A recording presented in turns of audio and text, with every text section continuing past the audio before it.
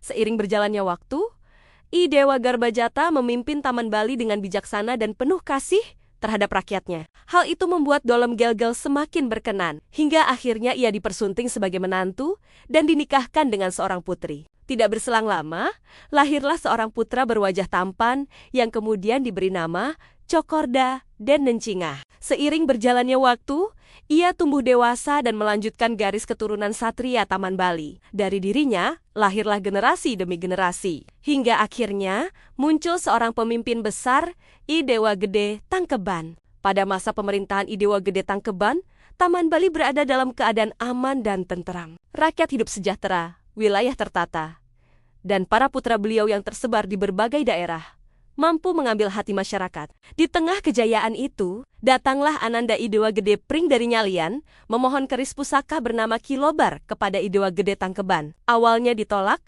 namun karena pertimbangan keselamatan wilayah, keris pusaka itu akhirnya diberikan. Sejak saat itu, Nyalian menjadi kuat dan disegani. Namun, konflik mulai muncul dari dalam kerajaan. Seorang rakyat dihukum karena lalai menjalankan kewajibannya. Dalam kemarahannya, sang raja memerintahkan mereka untuk membunuh Raja Bangli, Kiai Anglurah Praupan. Ketika utusan itu tiba di Bangli, mereka tidak dibunuh, justru dibujuk untuk mengkhianati rajanya sendiri. Dengan janji kekuasaan, mereka kembali ke Taman Bali, menyamar dan bersembunyi di dalam puri. Saat malam tiba, kedua pengkhianat itu mencoba membunuh I Dewa Gede Tangkeban. Terjadilah pertempuran sengit, saling tikam, saling tusuk, hingga akhirnya mereka berhasil dikalahkan. Namun, sang raja mengalami luka yang parah. Luka yang diderita tidak kunjung sembuh. Berbagai pengobatan dilakukan, namun tidak berhasil. Hingga akhirnya, I Dewa Gede Tangkeban wafat, meninggalkan Taman Bali dalam keadaan berduka. Di tengah keadaan itu, terjadi pelanggaran besar dalam keluarga kerajaan. I Dewa Kaler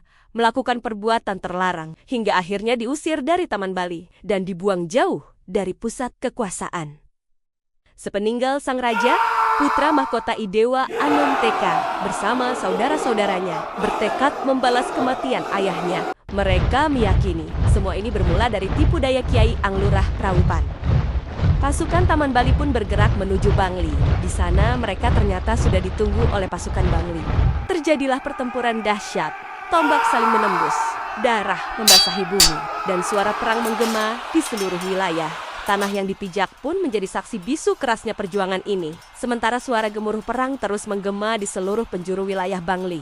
Satu persatu panglima perang Bangli mulai gugur. Hingga pada akhirnya, Kiai Anglurah Praupan pun harus menghembuskan napas terakhir. Dengan gugurnya sang raja, pertahanan pun runtuh, dan kerajaan Bangli akhirnya berhasil ditaklukkan oleh pasukan Taman Bali. Setelah kemenangan itu, para keturunan Taman Bali menyebar ke berbagai wilayah, mengambil peran di daerah-daerah baru, menandai perubahan besar dalam perjalanan Taman Bali. Seiring berjalannya waktu, wilayah Taman Bali, Bangli, dan Nyalian mulai hidup dalam keadaan yang sangat aman dan tentram. Jumlah rakyat pun bertambah banyak, menghuni wilayah mulai dari lereng pegunungan yang hijau hingga ke kawasan pesisir yang indah. Di tengah kemakmuran Bangli, lahirlah seorang putri cantik bernama Ni Dewa Ayu dan Bencingah yang menjadi harapan baru bagi kerajaan. Ni Dewa Ayu dan Bencingah kemudian dipersunting oleh seorang bangsawan tampan dan berwibawa bernama I Dewa Gede Anomrai. Pemerintahan mereka berjalan dengan sangat bijaksana, membawa Bangli menuju puncak kejayaan hingga menjadi kerajaan yang makmur dan disegani. Namun seiring waktu, sifat angkara mulai tumbuh. Kekuasaan dijalankan tanpa kendali, dan perlahan, ketidakharmonisan mulai muncul di antara kerajaan. Perselisihan kecil berkembang menjadi dendam, saling curiga, saling menantang. Hingga akhirnya, hubungan antara Taman Bali dan Bangli berubah menjadi permusuhan. Raja Taman Bali, I Dewa Gede Raka memanggil seluruh saudara dan pasukannya untuk bersiap menghadapi perang. Bahkan ia meminta bantuan dari Raja Gianyar I Dewa Manggis. Maka kekuatan besar pun terbentuk. Pasukan Taman Bali dan Gianyar bergerak menuju Bangli, dan terjadilah pertempuran dahsyat. Bangli akhirnya berhasil ditaklukkan dan ibu kota kerajaan jatuh ke tangan mereka. Setelah itu, terungkap bahwa Raja Bangli, I Dewa Ayu dan Bencingah sedang berada di Gunung Kehen. Maka berangkatlah Raja Taman Bali ke sana. Kerajaan Taman Bali pun dititipkan ke Raja Gianyar. Sementara di Gunung Kehen, I Dewa Ayu dan Bencingah memohon kekuatan kepada para dewa dan bersumpah untuk membalas kekalahan tersebut. Dengan kekuatan barunya, Raja Bangli berniat menyerang Raja Taman Bali. Namun setibanya di wilayah Bangli, yang dihadapi bukanlah pasukan Taman Bali, melainkan pasukan dari Gianyar. Pertempuran pun tak terelakkan. Hingga pada akhirnya, pasukan Gianyar berhasil dikalahkan. Raja Gianyar pun terpaksa melarikan diri dari medan pertempuran. Sementara itu, Raja Taman Bali yang telah tiba di Pura Kehen tidak menemukan seorang pun di sana. Dalam keheningan itu, ia memandang ke arah selatan.